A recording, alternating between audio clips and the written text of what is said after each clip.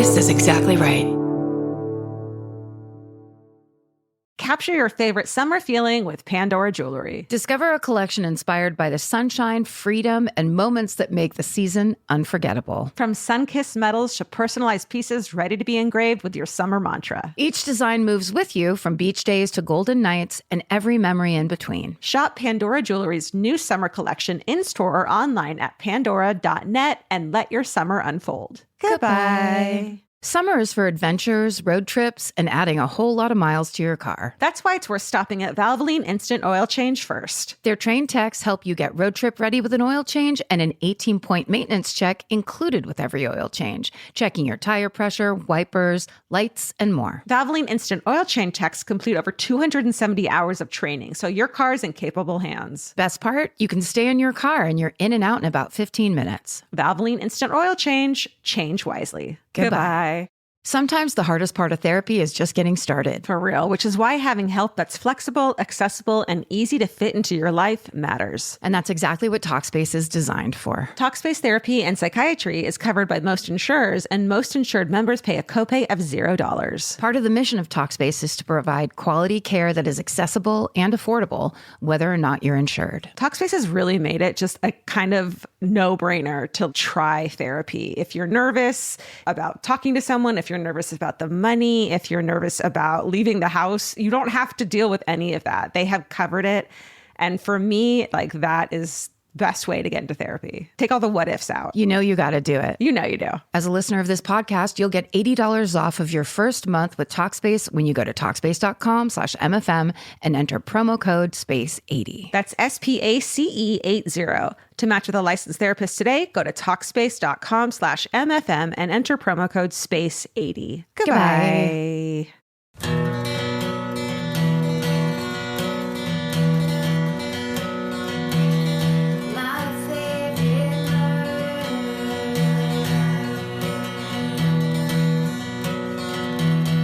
All right, are we doing this?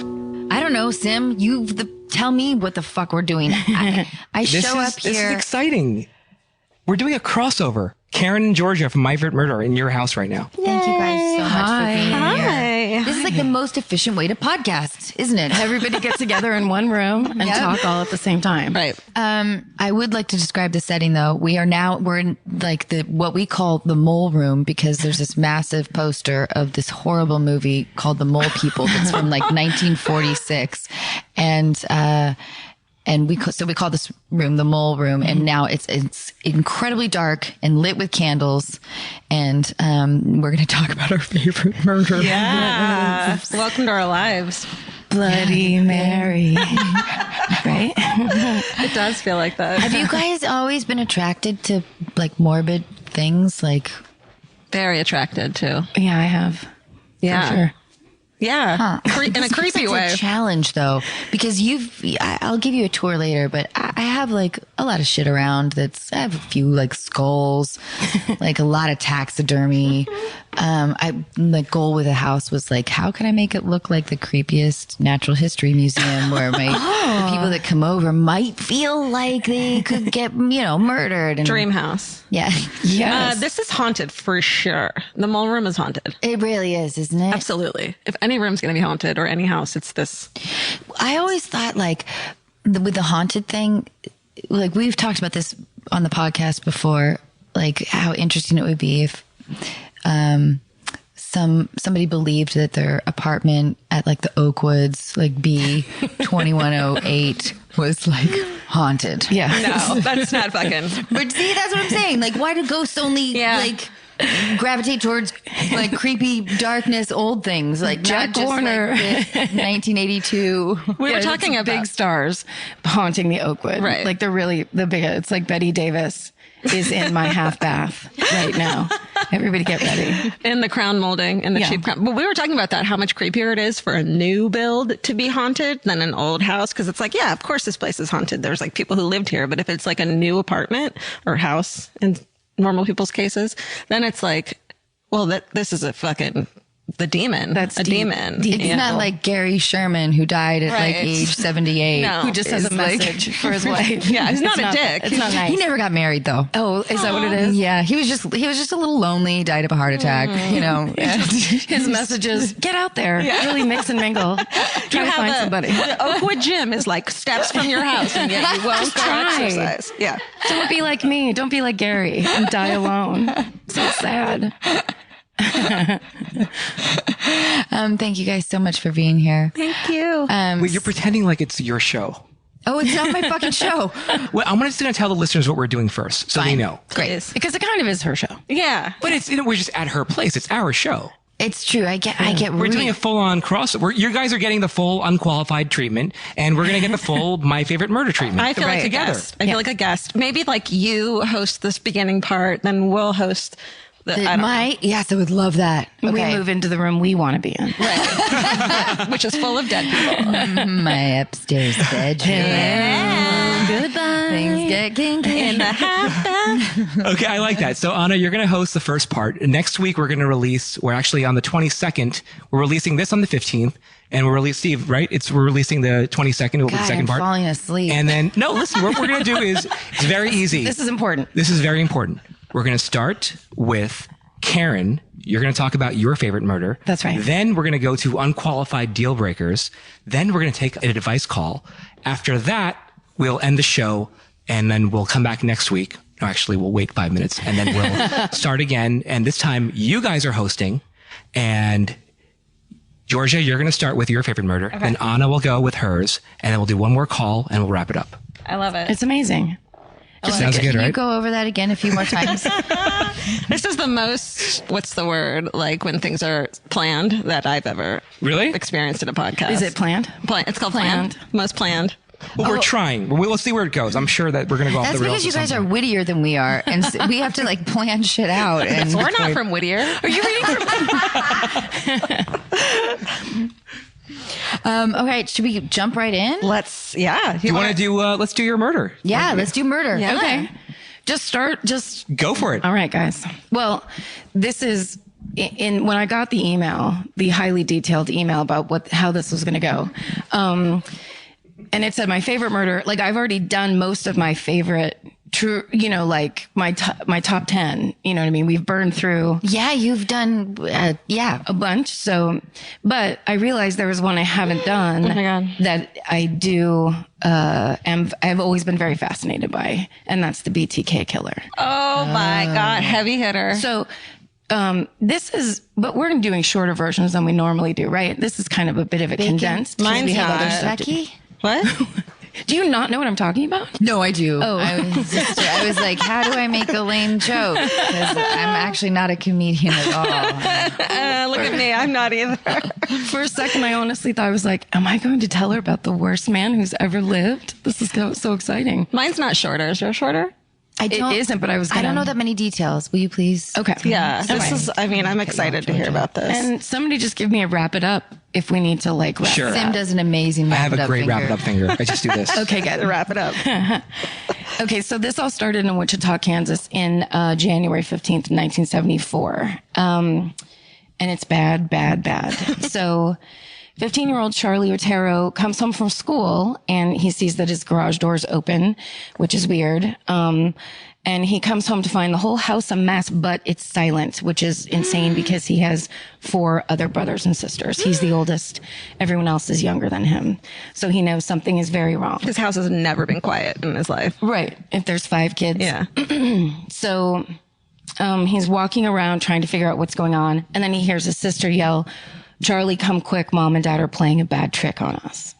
So he goes upstairs. Oh, God, I'm getting chills. Oh, Mom and Dad. I haven't even gotten through the first paragraph yet. That's how bad this is. I'm sad. So he goes upstairs and he finds his brother and sister, Carmen and Danny, huddled together, holding each other in their room. And then he goes and checks the parents' room and he finds his father, Joseph Otero, who was 38, dead on the floor, bound and strangled to death. And his mother, Julie, who's 34, also bound and strangled to death, laying on the bed. They're babies. 34 and you have 4 or 5 kids. Yeah, right? yeah. That's Those crazy. 70s. That's how they did it back then. Yeah, that's just so. Yeah. Oh God. Just fill up that station I'm wagon. hung up on the bound thing. Are they? Like, where are their arms and legs are tied? He was in front of them. He was a big hog tire. But I'm not sure skilled. specifically on this. But with this guy, You know what I mean? There's certain terminology that you use with like certain murder phrases, and bound is definitely one of them. Right. yeah. This guy was Sometimes, like on occasion. I was going to say the same thing, like with the word, what's the word when you get all your intestines taken out? Emboweled. Where it's Disemboweled. Disemboweled, but that's not sexy. Emboweled is when you have them all put back in. That wasn't relevant. Go on. Oh, okay. So this is where it's even worse. So he yells to tell his siblings to go find their other brother, Joseph Jr., and their sister Josephine, and bring them to him, but they can't find them. And so they call the police. The police come. The kids get out of the house. And the police find Joey in a different bedroom, also bound and murdered. And then they search the whole house, and they finally find Josephine, and she's been murdered. She's hanging from a pipe in the basement. Yeah. So there's no indication of forced entry. The phone line has been cut. Classic horror movie style. 1974. Yeah. That's what you do. Yes. This for the scariest results possible. The family car's gone. And there's no clues. The killer's left nothing behind until, upon closer inspection, the police find that there's semen next to where Josephine's body was in the basement. Is that the mom? The little girl in the basement. Oh, no. So, because they stole the family car, the first break they have is that they finally find the car in a grocery store parking lot. And then they find a man who saw who was driving the car, but the only description they have of him is he's a white man with dark hair. So It seems like to narrow it down, right? yeah, I mean, you've just gotten rid of all those blondes. Yeah. And all those fucking gingers everyone hates. Listen, if you're on Mars and it's all little green men, then you're like, it's the one guy who's white and with dark hair, but unfortunately you're in Wichita. You're in Wichita, Kansas. Yeah. A lot of whites. Yeah. So Why didn't the people at the Frosty Freeze, they should start to like clock like descriptives of every single customer they have. I do that now. Do you do that now? Now that we're this podcast, I'm like at our job at Frosty Freeze. Yeah, listen, this podcast doesn't pay well. I do that now when I'm like, I see someone strange in my like apartment building, and I'm like, button down, fucking plaid shirt, and then that's actually a description of my husband. But I wave at everybody in our neighborhood, like, oh yeah. Like I'm just like, hi, I acknowledge you. And then they're like, when was the last time you saw Anna? And they're like, well, she waved at me at 7:35 in the morning. Like, don't you kill me. You see me. Yeah, that's right. Yeah. See each other. Yep, we got it. I like those stories where a little kid who has some kind of autism spends a lot of his time writing down license plate numbers. And that kid then turns in his notebook, and the cops end up finding somebody because he does that. Never heard that. Really? That's amazing. I've heard it on 2 different ones. What I love is when a little kid is like, he looked like a lion. And then you're like, this might have been a movie. Then they're like, they're like, Lion? You're so stupid, little kid. And then you see him and he's like got a lion beard and like, or he looked like a clown. And then it's like, he was a clown. Like when little kids say stupid shit and then it turns out that they're not stupid. Yeah. Like we don't have an imagination. Like, he really loves blue popsicles. Right. And you're like, who has a blue mouth? Oh my God, it's Jimmy Bluemouth. Fucking Bluemouth. At it again. Oh, let's get back to the murder. Okay, so now a year later, there's 2 brothers, the Sebring brothers in Wichita. They turn themselves in for these murders. They have records. The police search their house. The brothers say that they had an accomplice, that they killed the whole family, and that goes into the newspaper and on the news. So about 11 months later, the local paper in Wichita, I believe it's the Wichita Eagle, they get an anonymous call saying there's a letter in an applied engineering mechanics book at the Wichita Public Library that the police need to go take a look at. So they get the letter, and it's from BTK. my God. And it's before he gave himself his name, he said, those dude, singular, you have in custody are just talking to get publicity. They know nothing at all. And then the letter goes on to list in incredible detail exactly how the Otero family was killed, and down to specific knots that were used and bindings, and the fact that a radio was stolen from the house, which the cops hadn't noticed and no one had noticed until this letter. And then they went and checked it out and it was true. So now they know that they're communicating with the man who killed this family. Holy shit. So the police decide to keep the letter out of the press, and they keep investigating. So 2 years later, on March 17th, 1977, a man knocks on the door of Shirley Vian's house. She's a 24-year-old mother of two, and the children answer the door and let him inside. And he takes the children, locks them in the bathroom, puts a door under the door handle, then he strangles Shirley to death, and binds her first, strangles her to death. And leaves. The children get out. They are able to describe the man to the police, and they say he's a large white man carrying a big black bag. So 9 months after that, it's December 9th, 1977, and a caller calls the police dispatcher and gives them the address of Nancy Fox, who's 25 years old. And the police arrive at the address and find the body of Nancy tied up and strangled. And there's, again, semen found near the body. And the killer's voice is captured on tape when he called into the dispatcher. And so the police released this tape. Wait, it was him who called in to get them to come to her body? Yes. What a creep. I mean... So he calls. a murderer. So the police release the tape on TV, and they ask anyone who recognizes the voice to please come forward. No one does. No one knows who it is. So 2 months later, in February, there's a letter sent to KAKE TV. That's right, Cake TV in Wichita, claiming responsibility for the deaths of the Otero family, of Mrs. Vian, and of Nancy Fox, as well as another unnamed victim. And the writer of the letter, demands to be called BTK for bind them, torture them, kill them. Yeah. Sort of a weird version of fuck, marry, kill, isn't it? Yeah. But it's more past tense as opposed to like future. Do you think Burger King sued? That's not funny. That's in bad taste. Georgia, I thought it was very funny. No, thank you, but thank you. Everyone supports you, Georgia. Thank you. It's a supportive room. The next day, the police chief named Richard LeBunyan announces that a serial killer is at large in Wichita. His name is BTK, and he has threatened to strike again. So, of course, everyone loses their shit in Wichita. There is a rumor going around that this killer is targeting women with long hair. So almost all the women in Wichita, Kansas cut their hair short. There's like a line. I want to work at Beauty Cuts. Right. In 1977. We'll just give you a nice Wichita, Dorothy I'll be Hamill. making bank. Yeah. We'll curl the bangs under. You want to work feather at this part back. Sheer bliss. Oh, this is horrible. It's bad. A year later, in April 28th, 1979, a woman named Ann Williams. Oh, no, I'm sorry. Anna. So, Anna or Anna? Oh, I think it's Anna Faris Williams. Oh, God. Oh, God. That's not cool. That's not cool. I knew that I was living in some kind of weird purgatory. But this is it. This is all that happens is someone says your name.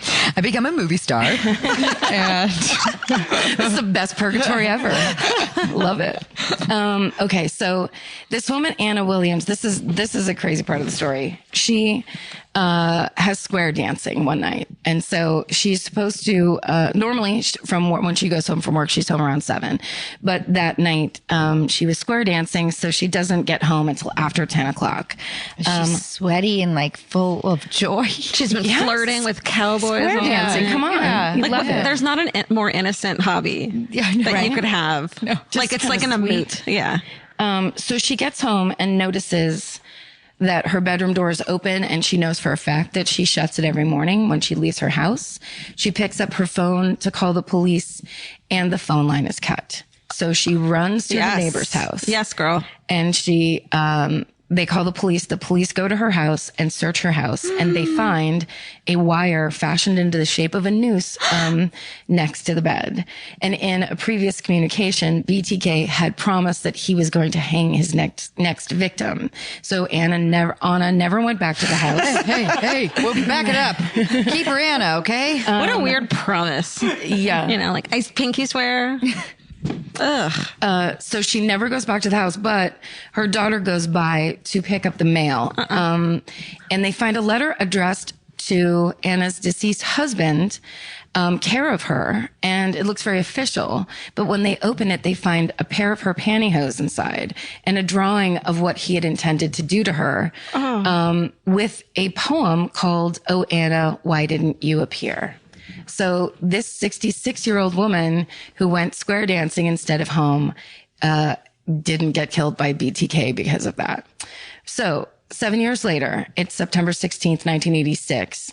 And Vicki Wegerle, who's only 28 years old, is found by her husband when he comes home from work, strangled and near death. So he calls the paramedics. They come, they work on her, and they get her into the ambulance, and they get her to the hospital. The crime scene is completely compromised because they're all walking all over it, and she dies of her injuries.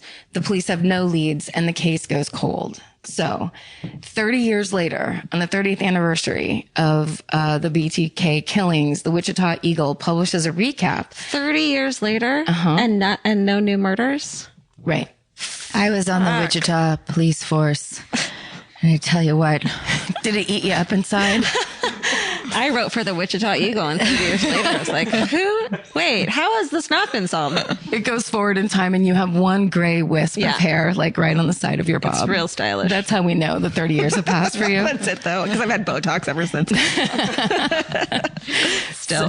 So they publish a recap of what happened and the effect that it had on the city. And a couple days later, a letter arrives at the Wichita Eagle, and it contains a photocopy of Vicki Wegerle's driver's license and photos of her dead body posed. So it's the BTK, and he's letting the police know that he has not gone anywhere and he's not a part of history.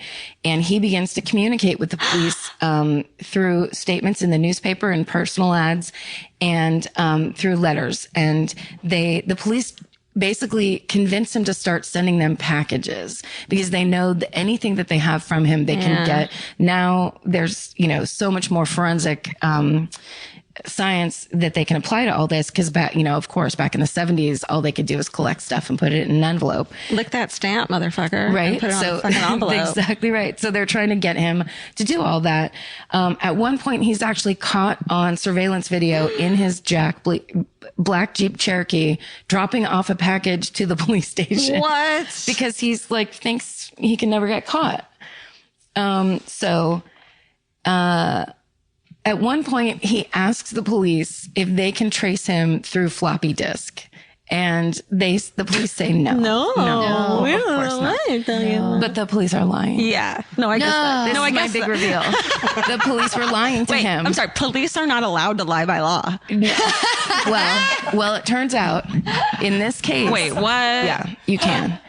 So they're inadmissible. BTK, don't worry about a thing and go ahead and send us that floppy disk. Because his thinking was fucking idiot. He had so many maps he wanted to show them and poems and things that he wanted to communicate to them that he didn't want to have to send it all individually. So he was like, I'm just going to throw it all into a floppy disk and send that over to you, and you can have all my serial killer documents. And they were like, sounds great. Do it right away. AP English or some shit. I don't know what that means because I was never in AP English, but I bet advanced placement that English. You couldn't do that. No, you can't. Yeah.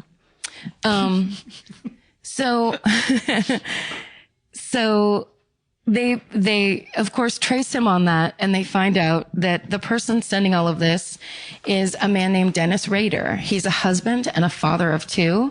He's the city dog catcher. He's a church elder, and he was a Boy Scout leader. So he was the entire time hiding in plain sight in Wichita. Oh my God. Any one of those seems like a serial killer job. Yeah. But like all together, like a dog catcher. Yeah. Well, do you remember that hometown that we had? We had somebody send us a letter, and they were from Wichita. And the story they told was they had a dog that got out, and the dog catcher lived in his neighborhood, and the dog catcher took the dog and took him inside his house.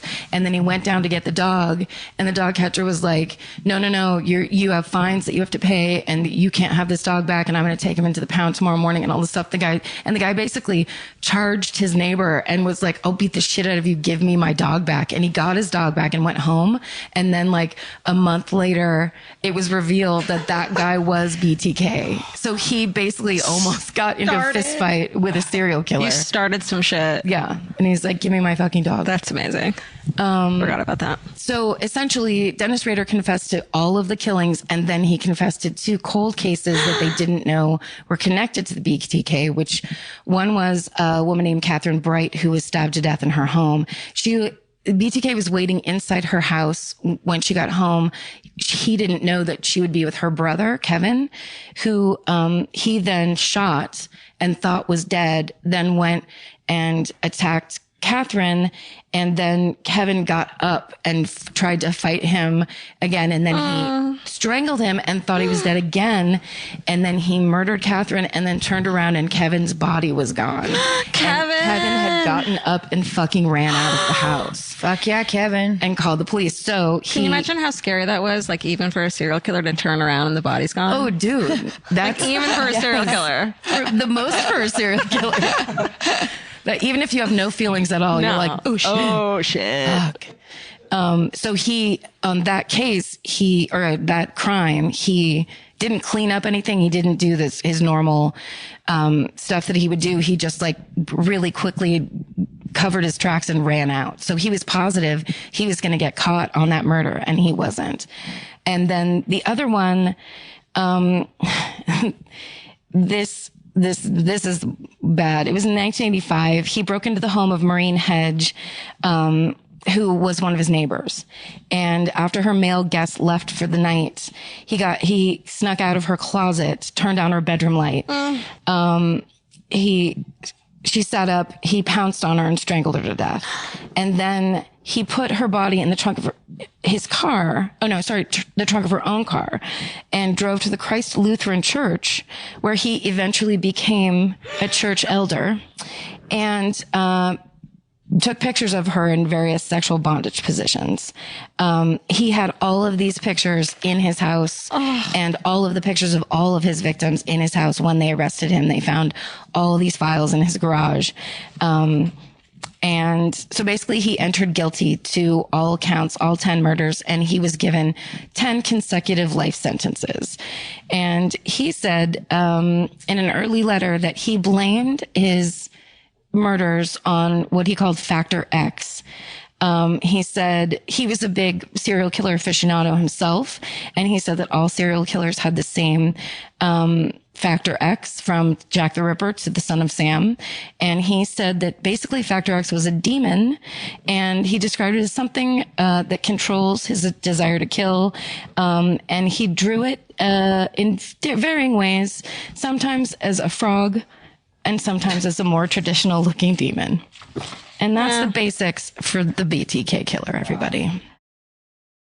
This podcast is brought to you by Squarespace. Every successful small business starts with someone saying, I wonder if people would actually buy this. Squarespace gives you everything you need to find out. From consultations to events and experiences, you can showcase your skills with a customizable website designed to attract clients and grow your business. With Squarespace's collection of cutting-edge design tools, anyone can build a beautiful, professional online presence that perfectly fits their brand or business. Get paid on time with professional invoices and online payments. Plus, streamline your workflow with built-in appointment scheduling and email marketing tools. Head to squarespace.com/murder for a free trial. And when you're ready to launch, use offer code MURDER to save 10% off your first purchase of a website or domain. Goodbye. You know your favorite summer clothes by what actually makes it into your suitcase. Find the outfits you'll wear all season long at Quince. Quince's 100% European linen pants, dresses, and tops are the pieces you'll reach for all summer long. They're lightweight, effortless to style, and they start at just $32. Their denim is soft and comfortable, and their organic cotton sweaters are perfect for layering when evenings get cold. Quince's beautiful 14-karat gold jewelry adds a subtle finishing touch. So I just went to Italy, and you bet I brought my 100% European linen scoop neck midi dress along with me in the color of floral waterfall, and I wore that thing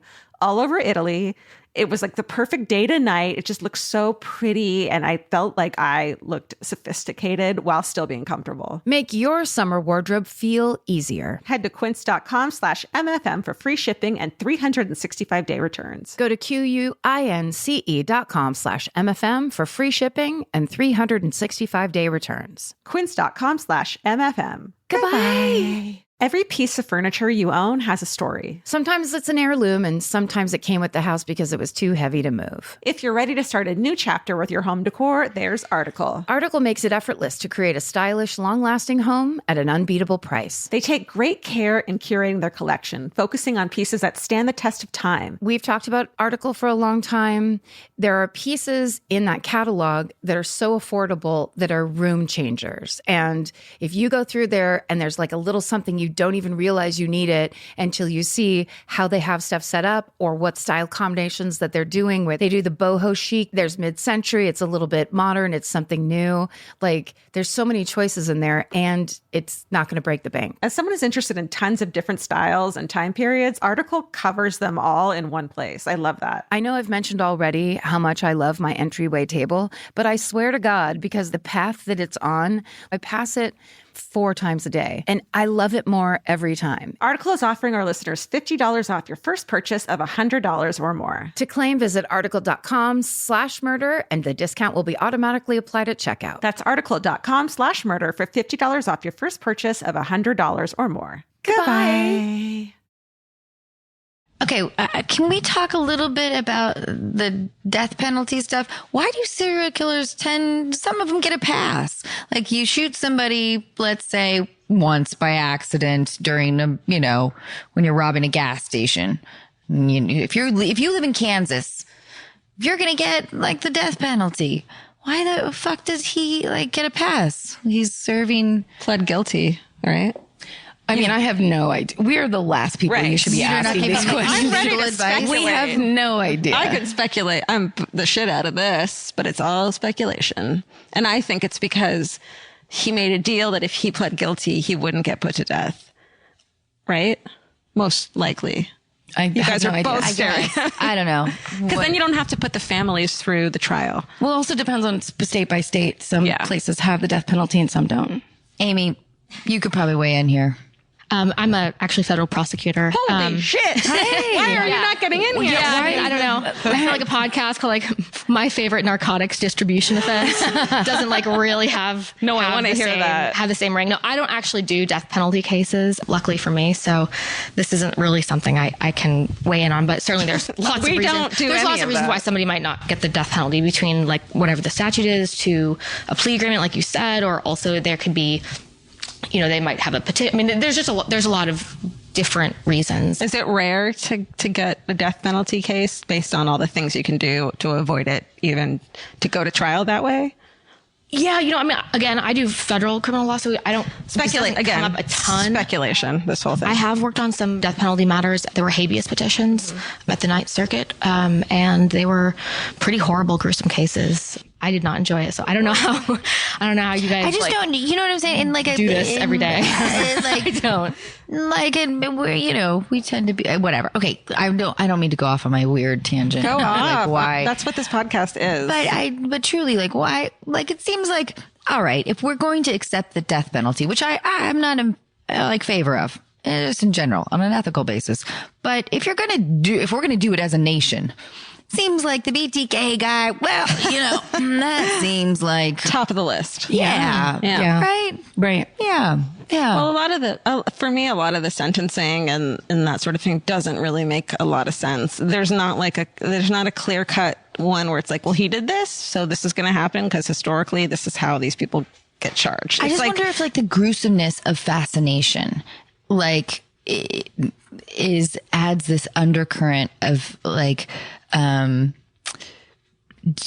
do we weirdly, clearly, like kind of appreciate the obsession and the oddness of mentality and value that in a way that, or we can learn from it in some way. I mean, I think it's interesting. I definitely don't like value it or appreciate it. Like I don't think that the fascination is a positive. No, not at all. Yeah. Of course not. Yeah. But there is something different about like, the fascination of mind of somebody like this that, you know, whereas somebody else were a little more dismissive of like, yeah, we'll inject you.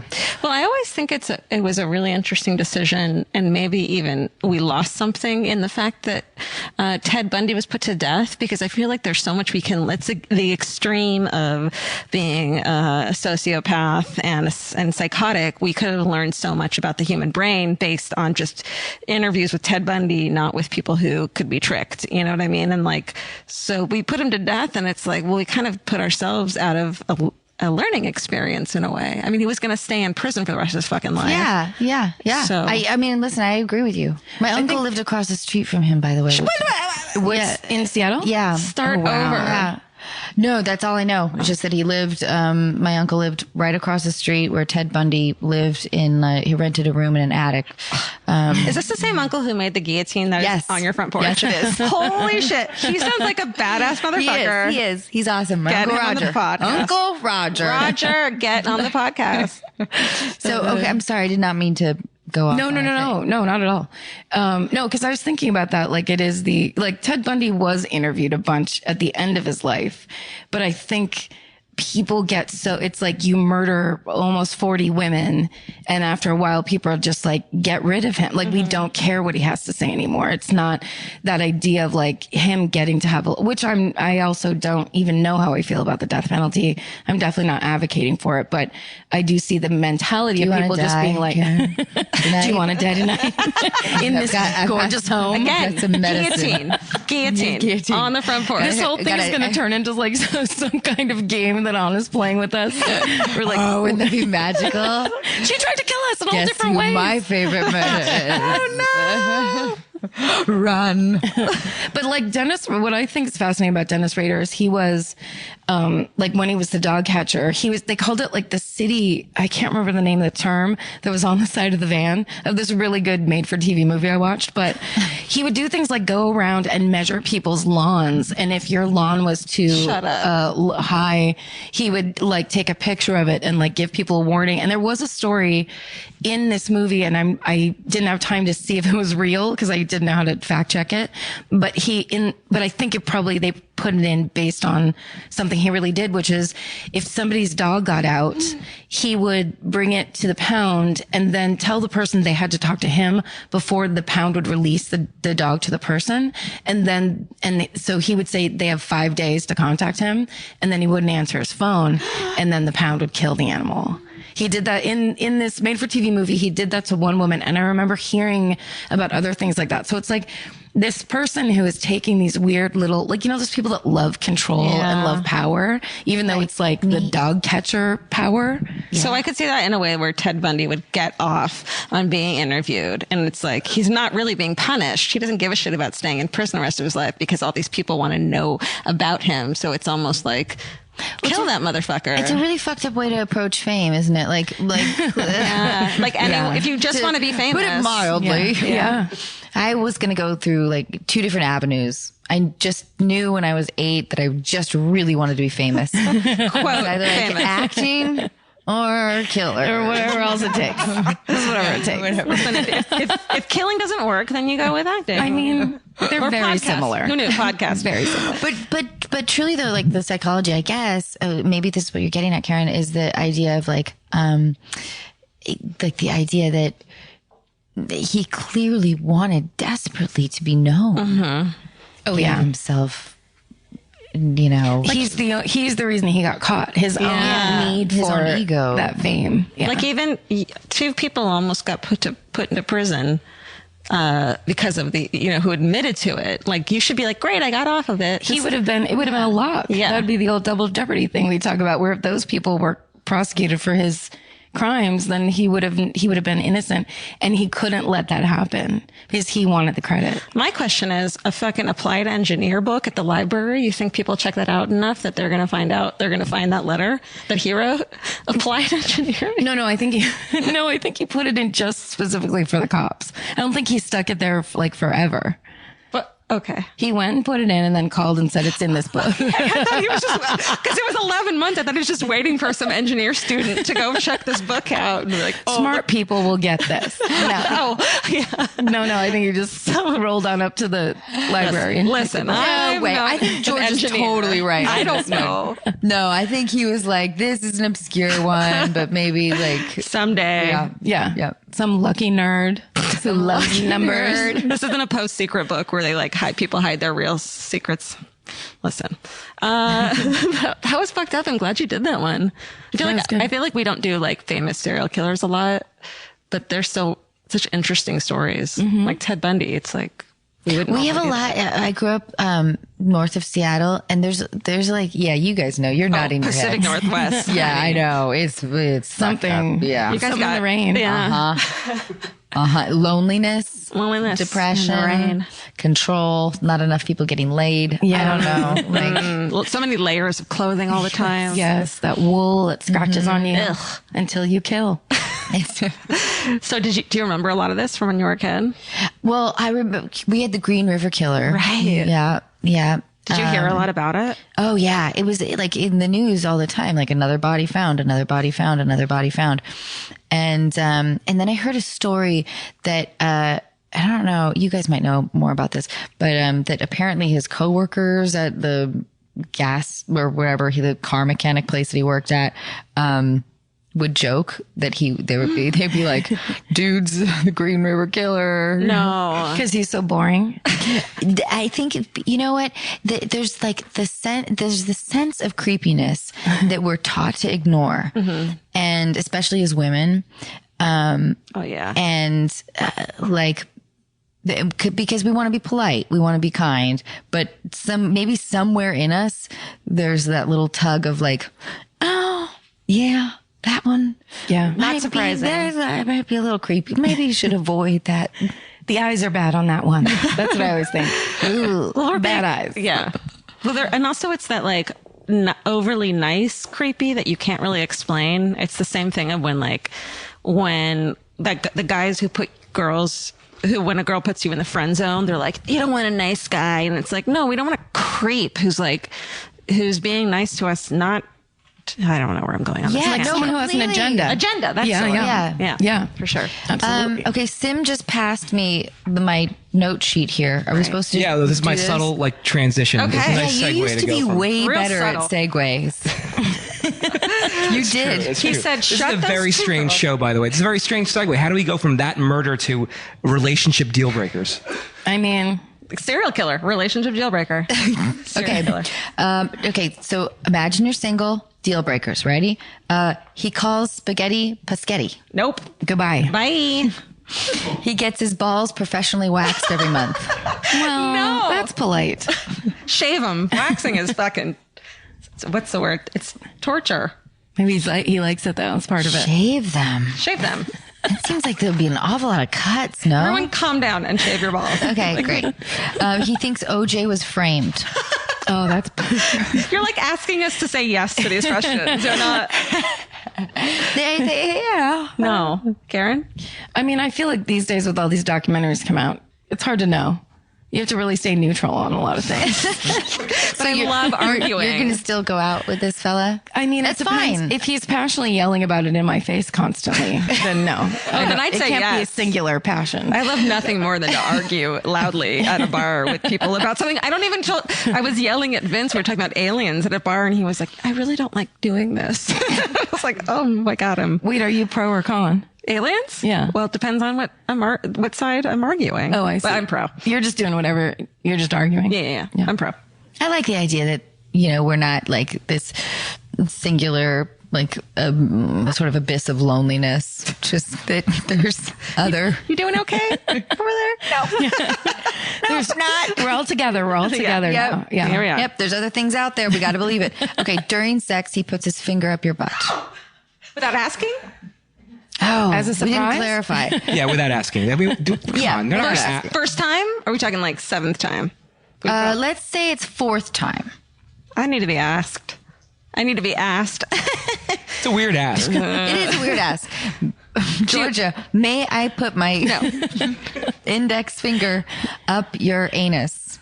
No, I'm going to go pass on that. Okay. Karen's being real quiet on this one. I'm just thinking. I'm thinking about I'm just stuff. fantasizing. You know, guys, it's all sensation. I feel like our culture really makes us feel bad about stuff. I am so with you on that.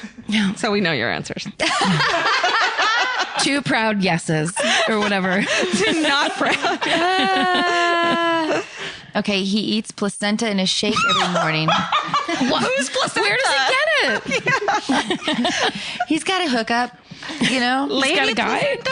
Or I mean, not guy, like lady or animal? Yeah, it's wolf placenta. So then, Well, yes. that's fine, because then he's... I'm going to go ahead and say a firm no on this one. Take vitamins. Yeah. I don't think that's the way you have to do it. So many vitamins out there. Okay, guys. But, you know, there's immortality involved. Is there? But you can still get hit by a car, even if you eat placenta. Yes or no? Well, I'm right. Nope. What? Not if you eat it every day. You jump right over that car. You become immune to cars. That's amazing. Now I want to eat placenta every day. That's it? I want more fucking I know. That was fun. That was fun. Summer's for adventures, road trips, and adding a whole lot of miles to your car. That's why it's worth stopping at Valvoline Instant Oil Change first. If you need an oil change, make the smart stop at Valvoline Instant Oil Change before you hit the highway. Their trained techs can help you get road trip ready with an oil change and an 18-point maintenance check included with every oil change, checking your tire pressure, wipers, lights, and more. That means they're checking important things before you're halfway to your aunt's house with no cell service. And these aren't just any techs. Valvoline Instant Oil Change techs complete over 270 hours of training, so your car's in capable hands. The best part, you can stay in your car and you're in and out in about 15 minutes. So before your next long summer ride, pull into Valvoline Instant Oil Change. Valvoline Instant Oil Change. Change wisely. Goodbye. Goodbye. Get into the Hyundai Getaway Sales Event and get away with a deal so right, it almost feels wrong. Right now, you can get great deals on Hyundai's most popular models, from hybrids to EVs and more. Score on the adventure-ready SUVs like the Hyundai Kona, Tucson, Santa Fe, or Palisade, or the bold and tech-inspired Elantra. And the most advanced and capable Sonata or Sonata Hybrid yet. Or go all-electric with the Ioniq 5 or Ioniq 9. But getting away with a great deal is just the beginning, because every new Hyundai is backed by America's best warranty. Which means you can shop with confidence and drive with unrivaled peace of mind. So get down to your local Hyundai dealer and get away with a deal you'll truly love, but don't wait. The Hyundai Getaway Sales Event won't be around for long. Visit HyundaiUSA.com now for details. Goodbye. Support for today's episode comes from Square. Nobody starts a business because they love payroll. Or invoices. Or business. And that's why there's Square. Square brings your payments, inventory, scheduling, staff, online orders, and reporting together in one connected system. You can take payments in person, online, or on the go, and track sales and inventory in real time. Instead of juggling a bunch of different apps, Square keeps everything connected behind the scenes, so you're spending less time fixing problems. Whether you're just getting started or growing your business, Square is designed to grow with you without complicated setup, contracts, or hidden fees. If you're starting a business or running one that deserves better tools, Square helps you sell, manage, and grow without slowing down. Right now, you can get up to $200 off Square hardware at square.com/go/MFM. That's SQUARE.com/GO/MFM. Run your business smarter with Square. Get started today. Goodbye. So we're going to actually move on to an advice call right now. All right. We're going to call Katie, and she's in LA, and she's 25. Oh my God. Hello. Hey, Katie, it's Tim. How are you?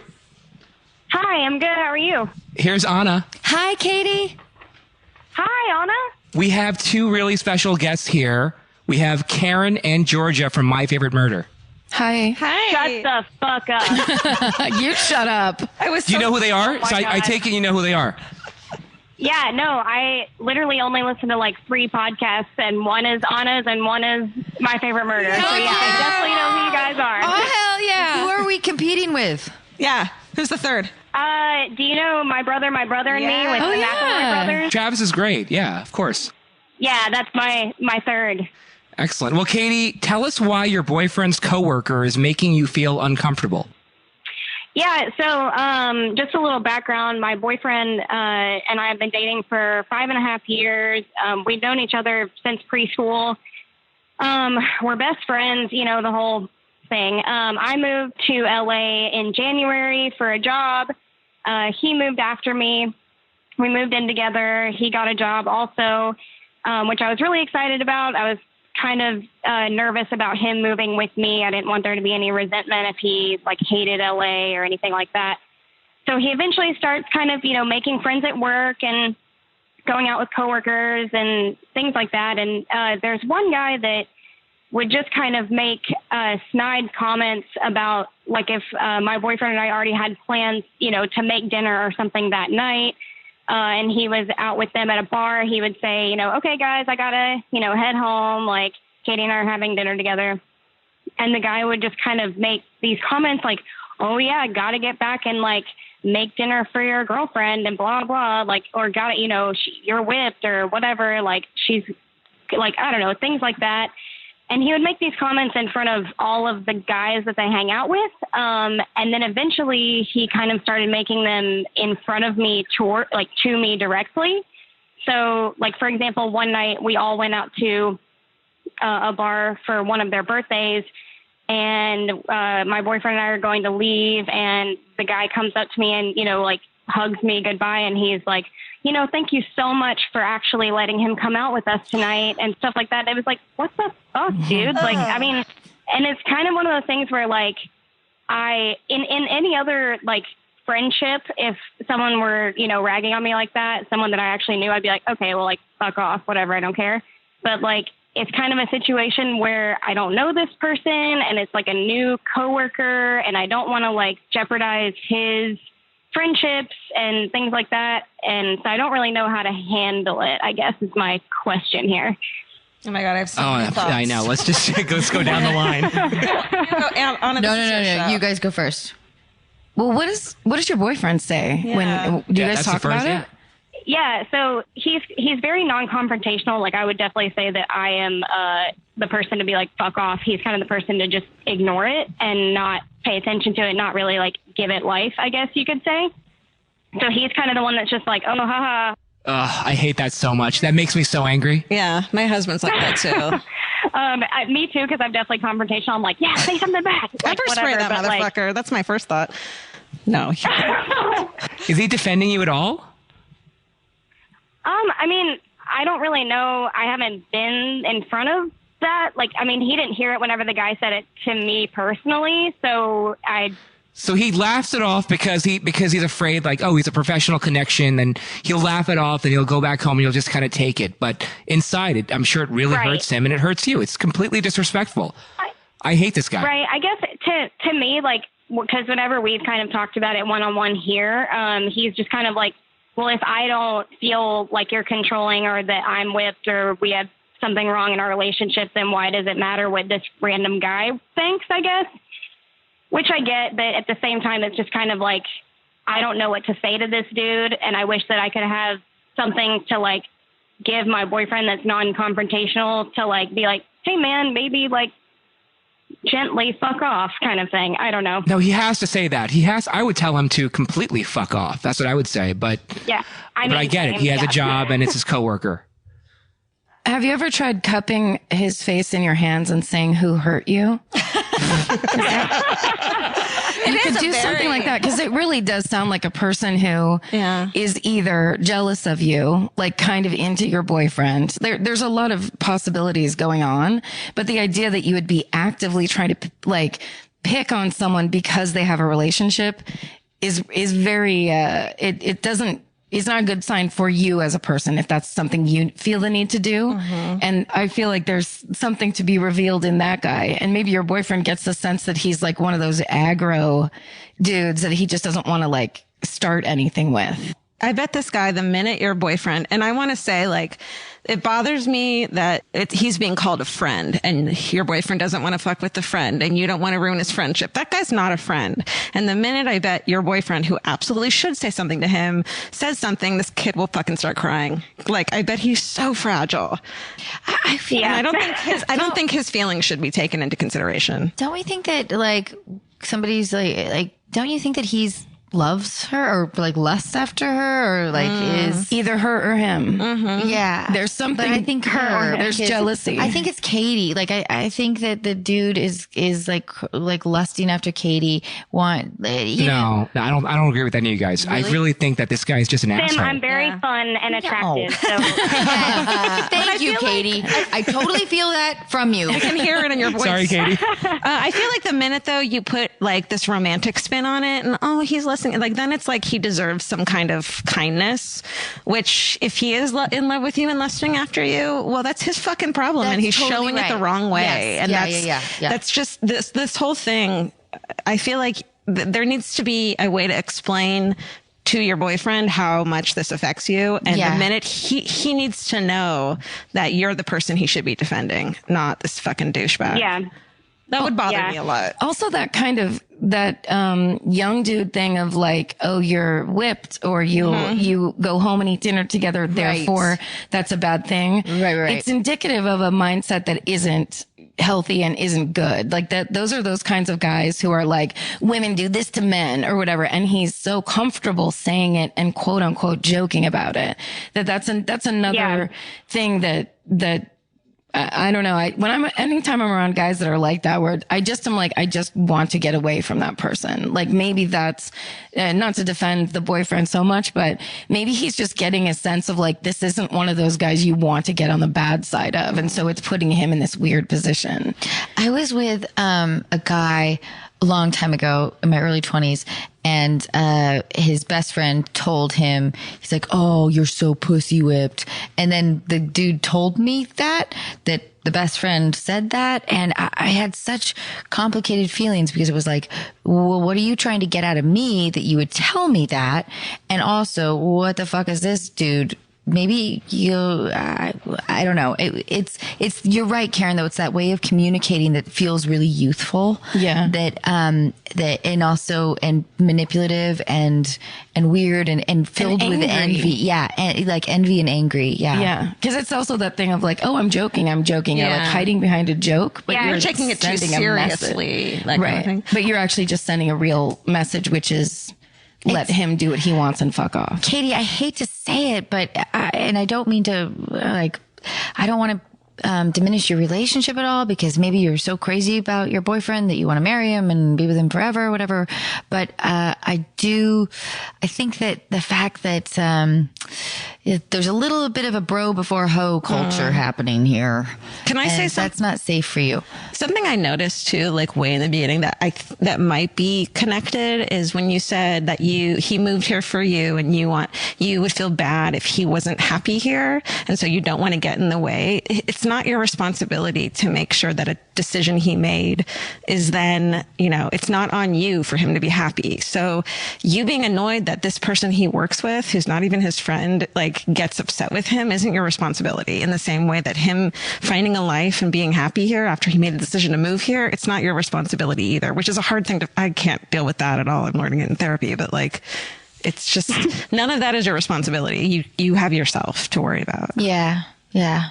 We have to start. Yeah, very true. Thinking a little bit more individually, like collectively as women. And I was going to say a little more like men, but that also feels like we're handing over power there. But I think in general, don't you guys think that it's important to impart on, because for years I would think about just how my identity through men. Mm-hmm. Yeah.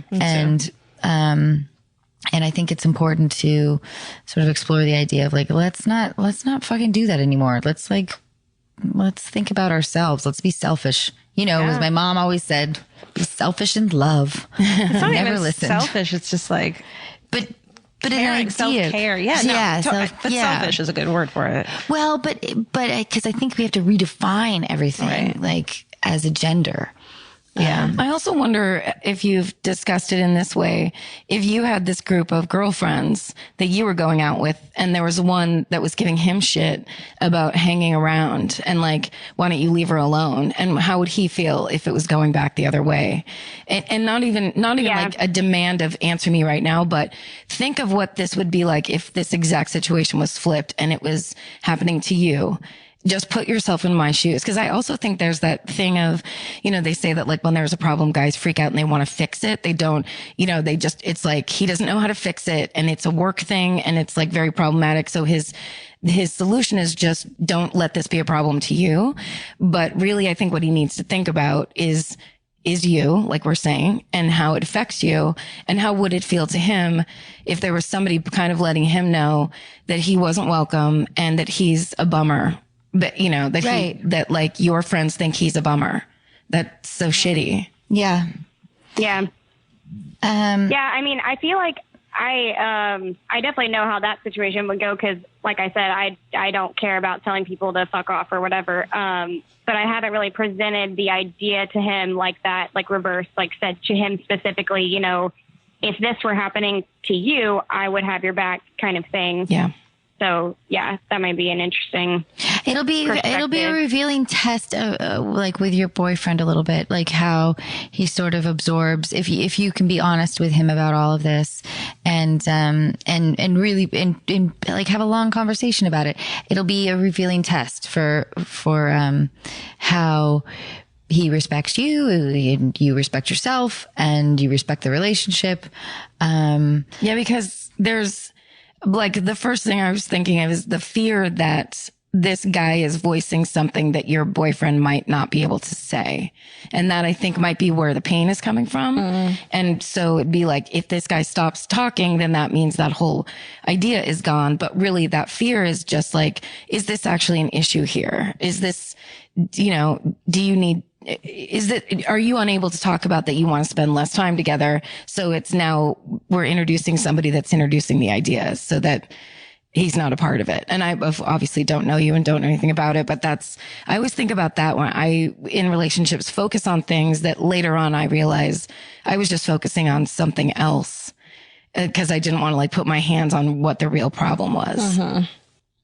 Yeah, no, I mean, I've never really considered that, but that would make a lot of sense. I also have like a lot of, I really try very hard not to be, like controlling in any way or anything like that. I mean, I don't feel like I really am anyway, but I do make it a point, just because like his last girlfriend was kind of like just fucking nuts and would like not even let him hang out with guys alone or anything like that, like would have to just be present like with him all the time if he was going to be doing anything social. Just remember that's what he presented to you. Like if you talked to her and heard her side of the story, that might not be true. And like, true. You don't have to be the chill girl. Like, I feel like we all try so hard to be like, I don't care. I'm so fucking chill, totally. and you're allowed to have your emotions. And one of those emotions sometimes is piss the fuck off. Watch a ton of porn. Yeah, I love porn. Oh no, I'm definitely crazy. Like I'm definitely a crazy girl also. And he knows that full on. But then sometimes it's also like, I think a good way to approach an issue that you have instead of, being pissed off is to go, my feelings are really hurt by this thing. And here's why. And someone I feel like if someone gets mad at you for saying, I have really hurt feelings and this makes me really sad, and they get mad at you for it, that's not on you. Yeah. And Katie, don't be afraid of the future. You're young. Yeah. You're in LA. There's a lot of amazing people out there. Don't feel afraid to like feel your independence if not everything, if things aren't right. I made that mistake, I think, a little bit, like feeling like I'm checking my relationship off the list. And if that would be the final advice that I could give you would be like, know your worth, know your independence, know that you're young and there's so many people out there. There's so much life experience. I hope you get to live it all. And and, you know, and experience a whole lot of people. And life is too short for you to be in relationships where you're not feeling like this isn't fully right, or somebody doesn't have your back, or somebody doesn't value you in every way. Because I view this as a bigger problem with you and your boyfriend than anything else. And so please take that and hopefully, I don't know, that's at the. Katie, are you good with this advice? Yeah, I guess. I mean, do you know what I'm saying though? Like have intimate conversations. I also just was curious. Like, I don't know how to. If this guy, the coworker, were to say something to me again in person, I guess I'm just confused about how to. What did he say to you in person? He was like, "Oh, thanks so much for letting like your boyfriend come out tonight." Like, and your boyfriend didn't say anything to him.